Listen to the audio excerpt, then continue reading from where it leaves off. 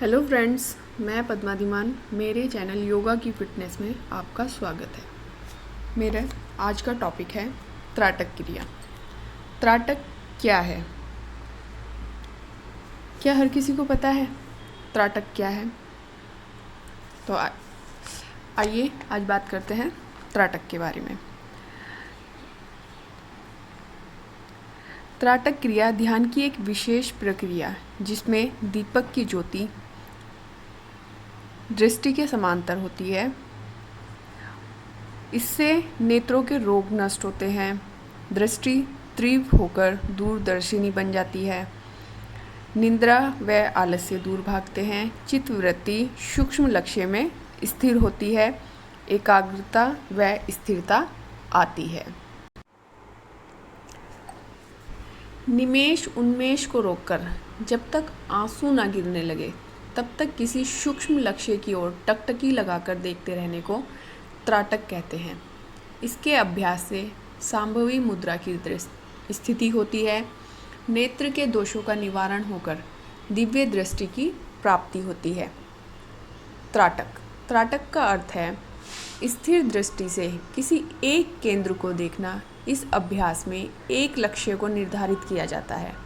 यदि सैद्धांतिक दृष्टि से देखा जाए तो त्राटक में 3 प्रकार के लक्ष्यों का निर्धारण करना पड़ता है।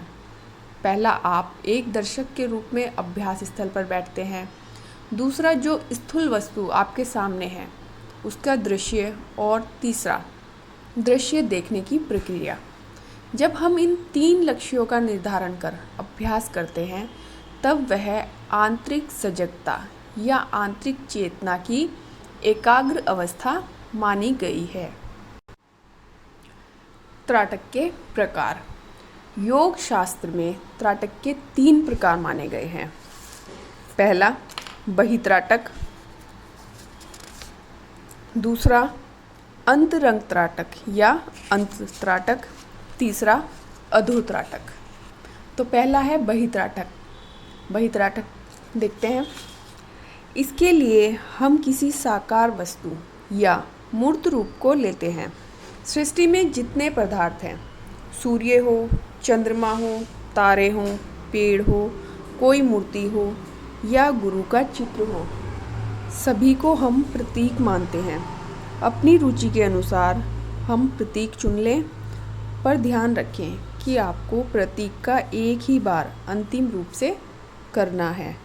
आपको प्रतीक को बार बार बदलना नहीं है, क्योंकि एक ही प्रतीक की जो प्रतिछाया आपके मानस पटल पर पड़ती है वह प्रतीक बदलने से महत्वहीन हो जाएगी। परिणामतः आपको पुनः स्थिति में आने के लिए अभ्यास को आरंभ से शुरू करना होगा और अधिक समय लगेगा। इससे आपको अभ्यास का पूरा लाभ मिलेगा। यदि आप एक प्रतीक चुनकर नित्य प्रति उसी पर अभ्यास करेंगे तो आपके चित्त पर उसकी छाया स्पष्ट होने लगेगी, जिससे भविष्य में आपको अंतत्राटक में सुविधा होगी तथा चित्त उस प्रतीक पर जल्द ही स्थिर हो जाएगा। लोग बहिमुखी प्रवृत्ति के होते हैं, इसलिए 2 मिनट भी आंखें बंद करना बहुत से लोगों के लिए असंभव हो जाता है। ऐसी अवस्था में बहित्राटक बहुत उपयोगी होता है। बहित्राटक द्वारा आँखों को एक ऐसी जगह स्थिर करने का अभ्यास कराया जाता है जिससे चित्त की वृत्ति को बदलकर उसे सरलता से अंतर्मुख किया जा सके। दूसरा है अंतरंग त्राटक। इससे आँखों को बंद कर मन की कल्पना शक्ति को जागृत कर चिताकाश में एक दृश्य को ठहराकर उस पर त्राटक करते हैं। इसके लिए हम आंतरिक या मानसिक प्रतीक को चुन सकते हैं। किसी यंत्र को, सूर्य या चंद्र को, अपने इष्ट या गुरु को प्रतीक बनाया जा सकता है। आरंभ में बहिरंग त्राटक के अभ्यास के बाद भी अंतरंग त्राटक का अभ्यास संभव है। बृहत्राटक से चित्त को एक स्थान पर एकाग्र करने का अभ्यास हो जाता है और अंत्य प्रतिछाया को प्रकट करने में सुविधा होती है। यदि छाया अंत्य पट पर स्पष्ट रूप से प्रकट हो जाए तो आपका चित्त शीघ्र ही एकाग्र एकाग्र हो जाएगा, क्योंकि मन में छाया के अतिरिक्त अन्य सभी विचार नगण्य हो जाएंगे। शक्ति को एक निश्चित मार्ग की ओर ले जाने के लिए अंतःत्राटक बहुत प्रभावशाली क्रिया है। इस त्राटक से एकाग्रता व ध्यान की अवस्था प्राप्त होती है। जो लोग आसानी से मानसिक प्रतीक को एक प्रकट कर सकते हैं, वे स्वतंत्र रूप से अंतःत्राटक का अभ्यास कर सकते हैं। तीसरा, अधोत्राटक।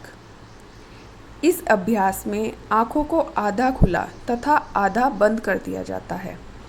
त्राटक के अभ्यास में आँखों की जो अवस्थाएं होती हैं, उनके भी नाम हैं। खुली आँखों को कहते हैं पूर्णिमा दृष्टि, बंद आँखों को कहते हैं अमादृष्टि। अमा का अर्थ होता है अमावस्या। अध खुली आँखों को कहते हैं प्रतिपदा दृष्टि। पूर्णिमा दृष्टि का प्रयोग होता है अंतःत्राटक में और प्रतिपदा का प्रयोग होता है अधोत्राटक में। नासिकाग्र दृष्टि या नासिकाग्र मुद्रा तथा शांभवी मुद्रा को भी अधोत्राटक के अंतर्गत मानते हैं। त्राटक के अभ्यास में जब दर्शक दृश्य की प्रतिक्रिया तीनों की सजगता रहती है, तब धीरे धीरे एक प्रत्यय नष्ट हो जाते हैं।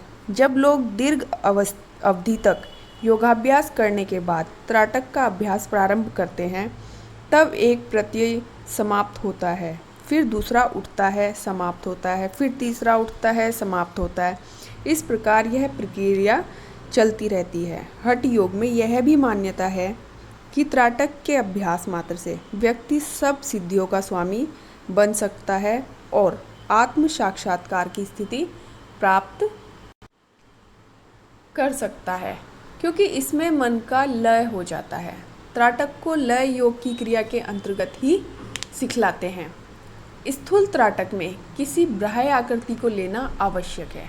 जैसा पहले भी कहा गया है कि आप चाहे किसी भी चीज़ पर त्राटक का अभ्यास कर सकते हैं, चाहे ज्योति या सूर्य पर करें या अपनी छाया पर करें या किसी भी प्रतीक पर करें। बाह्य वस्तु या प्रतीक पर त्राटक करते करते सूक्ष्म त्राटक में आए। अंत एवं बहित्राटक विधि। ध्यान को किसी आसन में बैठ जाएं, जिससे आपको शरीर स्थिरता प्राप्त हो। पीठ और गर्दन एक सीध में रहे। इस आसन में बैठकर 1 या 1.5 फीट की दूरी पर आँखों के ठीक सामने उनके ही तल पर किसी चीज़ के सहारे एक मोमबत्ती या दिया जला दिया जाए। यदि आप प्रतीक को आँखों से बहुत नीचे रखेंगे तो आपकी पीठ सीधी नहीं रह सकेगी। आपको नीचे की ओर देखना होगा। परिणामतः मस्तिष्क में तनाव की वृद्धि होगी और चित्त एकाग्र नहीं हो पाएगा। अतः प्रतीक को आँखों की सीध में रखना चाहिए। सूर्य, चंद्र, तारा, जल, भूमध्य एवं नासिकाग्र आदि पर त्राटक के अभ्यास में एक नियम लागू होता है। यदि आपकी आँखों में कोई दोष हो तो प्रतीक को इस प्रकार रखें कि आपको एक साथ 2 प्रतिबिंब दिखाई ना दे। आंखें बंद कीजिए और अपने पूरे शरीर का ख्याल कीजिए। पूरे शरीर को मूर्तिवत हो जाने दें। अब आंखें खोलकर ज्योति के बीच जो काले रंग की लो है, उसे देखते जाएं। केवल लो को एकटक देखिए, अन्य सभी वस्तुओं को भूल जाएं। यदि मन विचलित हो जाए तो पुनः उसे ज्योति पर केंद्रित करें। मोमबत्ती में आपको अनेक प्रकार की लो दिखाई देंगी। बीच में एक काले रंग की लो रहती है, उसे हम एकटक देखते हैं। साथ ही साथ शरीर की सजगता भी आवश्यक है। शरीर में हलचल नहीं होनी चाहिए, जिससे एकाग्रता भंग ना हो, इसलिए शारीरिक स्थिरता भी आवश्यक है। त्राटक में मुख्य प्रयत्न यह रहता है कि पलकों को झपकना नहीं है। 30-40 सेकंड में 2-3 मिनट तक जितना स्वेच्छा से बिना किसी प्रकार का तनाव उत्पन्न किए कर सकते हैं, उतना कीजिए। जब आंखों में जलन शुरू हो जाती है, अश्रु ग्रंथियां थक जाती हैं और आंसू निकलने लगते हैं, तब उन्हें बंद कर लेना चाहिए और तब तक तब तक बंद रखना चाहिए जब तक चिदाकाश में ज्योति की प्रतिछाया को देख सकते हो। आरंभ में यदि किसी प्रतिछाया ना दिखती हो तो चिंता ना करें, अभ्यास करते करते वह स्पष्ट हो जाएगी। केवल प्रतिछाया का ख्याल करते जाएं। यदि मन में कोई विचार उठता है तो उठने दें। सूक्ष्म त्राटक की ये 2 अनिवार्य शर्तें हैं। आँखों को तब तक बंद रखना जब तक उनकी थकावट ना मिटे और ज्योति की प्रतिछाया आपको दिखाई देती रहे। जब प्रतिछाया धुंधली पड़ जाए तो आंखें खोल दें और ऊपर बतलाई गई विधि के अनुसार अभ्यास की पुनरावृत्ति करें। जब आप अभ्यास बंद करना चाहें तब आंखें बंद कर लें और बंद आंखों के सामने अंधकार को देखते जाएं। वहाँ जो कुछ प्रकट होता है उसे देखते जाएं, किंतु अंधकार का ख्याल बनाए रखें। कुछ मिनट तक अभ्यास करें, फिर आंखें खोलकर मोमबत्ती को बुझा दें। त्राटक का अभ्यास चश्मा लगाकर नहीं करना चाहिए। इसके साथ ही यह भी ध्यान रखना चाहिए कि जब हम सूक्ष्म त्राटक का अभ्यास करें तब हमारा प्रतीक एक स्थान पर केंद्रित रहे। जब तक अभ्यास करते हैं तब यह प्रतीक एक स्थान पर रुकता नहीं है। इसका दार्शनिक और मनोवैज्ञानिक कारण भी है। पहला कारण, हमारी आंखों की पुतलियां हमेशा हिलती रहती हैं, वे कभी एक स्थान पर स्थिर नहीं रहती। इसलिए आंखें जब बंद रहती हैं तब लंबे समय तक अपने आप को एक बिंदु पर केंद्रित नहीं कर पाती और पुतलियों की तेज गति हो जाती है। हमें यह पलकों की फड़फड़ाहट के रूप में दिखाई देती है। दूसरा कारण अस्थिरता का मनोवैज्ञानिक है। अगर मन चंचल हो, एकाग्र ना हो तो आप वस्तु के प्रतिबिंब को स्थिर कैसे रख पाएंगे। यह देखा गया है कि अगर मानसिक चंचलता हो तो वह दृश्य एक स्थान पर कुछ सेकंड से ज़्यादा स्थिर नहीं रहता।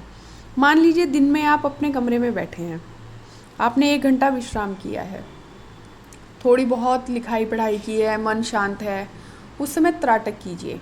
आंखों को देखिए वे स्थिर हैं। आप कर्म योग करने के तुरंत बाद त्राटक कीजिए। आपको हलचल या आंतरिक उत्तेजना, आंतरिक चंचलता दिखाई देगी। इस अभ्यास में आपको ज्योति पर ध्यान करना है। आंखों के ज्योति पर स्थिर होते हुए भी बहुत से विचार उठते हैं, उन्हें उठने दें। आप केवल अपने लक्ष्य को याद रखें। यदि विचारों को दबाने का प्रयत्न करेंगे तो मानसिक तनाव बढ़ेगा। अतः विचार आते हों तो आने दें, स्वतः ही चले जाएंगे। अवधि, त्राटक के अभ्यास में हमारा लक्ष्य शारीरिक हो तो 5 मिनट से ज़्यादा नहीं करना चाहिए। इस अभ्यास के लिए प्रातःकाल या रात्रि का समय सर्वोत्तम है।